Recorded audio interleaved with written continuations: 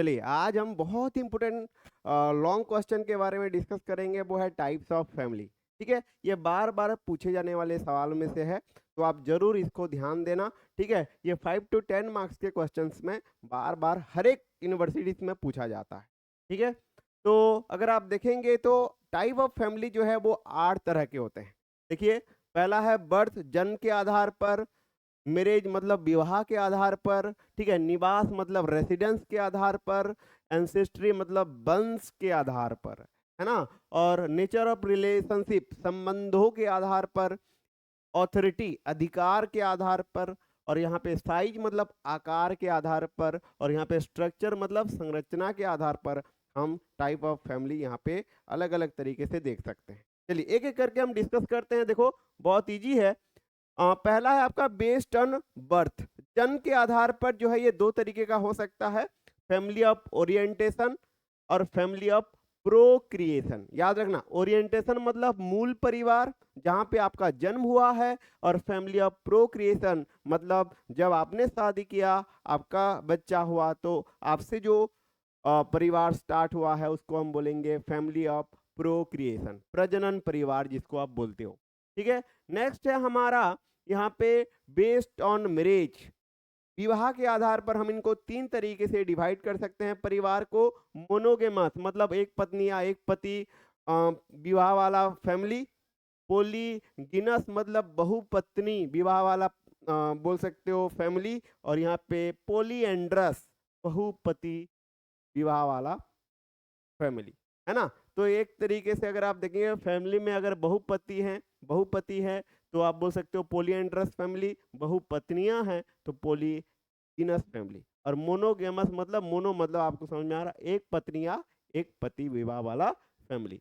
अगर आप देखेंगे तीसरा जो टाइप होता है बेस्ड ऑन रेसिडेंस, रहते कहाँ है, तो निवास के आधार पर भी हम मैट्रिलोकल और पेट्रिलोकल।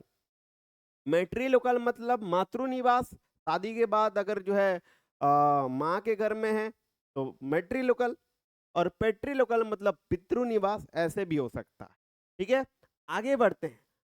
चौथा है बेस्ड ऑन एंसेस्ट्री, वंश क्या है। ठीक है, तो मैट्रिलिनियल और पेट्रिलिनियल मतलब यहाँ पे मातृवंशीय या पितृवंशीय ऐसे भी होता है।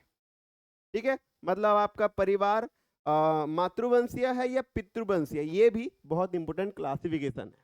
आगे बढ़ते हैं टाइप्स में। Based on the nature of relationship, संबंध कैसा है परिवार में। शादियां हुई थी तो उस कंडीशन में, जैसे कि वैवाहिक हैं मतलब हस्बैंड वाइफ जो है शादी किए, इनमें कोई ब्लड रिलेशनशिप नहीं होता तो कंजुगल फैमिली बोलते हैं। अगर ब्लड रिलेशनशिप है या रक्त संबंधी है तो उस फैमिली को हम बोलेंगे कंसंग्यूनी फैमिली। याद रखना, तो ये रक्त संबंधी फैमिली होता है। आगे बढ़ते हैं। छठवां जो है हमारा वो है बेस्ड ऑन ऑथोरिटी, अधिकार किसका है।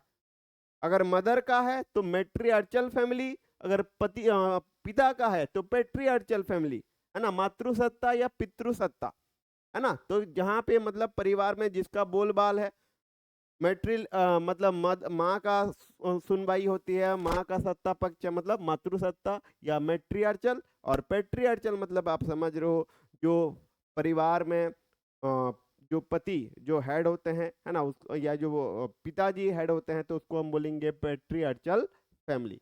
वैसे ही अगर आपको देखना है तो बेस्ड ऑन साइज भी देख सकते हैं। न्यूक्लियर, जॉइंट और एक्सटेंडेड फैमिली।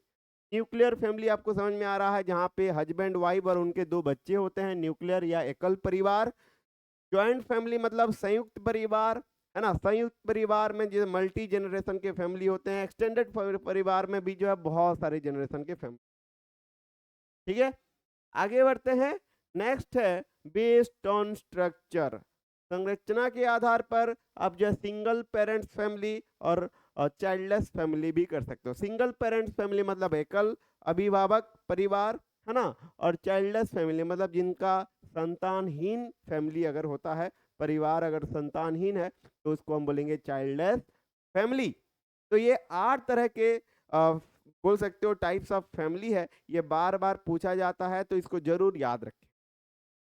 और आप एग्जाम में और भी अच्छा प्रदर्शन करना चाहते हैं, अच्छा मार्क्स लाना चाहते हैं, तो हमारे पास है एग्जाम नोट्स खास तौर पे जो है सेमेस्टर एग्जाम के लिए बनाया गया है, बीएससी नर्सिंग फर्स्ट सेमेस्टर के स्टूडेंट्स के लिए। इसमें एक ही बुक में चारों सब्जेक्ट के most important questions, previous year questions, लिखने का पैटर्न, सभी चीजें जो है एक ही बुक में आपको मिल जाएगा। तो जरूर ऑर्डर कीजिए, मेरे पास है 360 supreme exam notes for all universities. ठीक है, तो आप जरूर इसको परचेस करें और आप सेमेस्टर एग्जाम को क्रैक करें।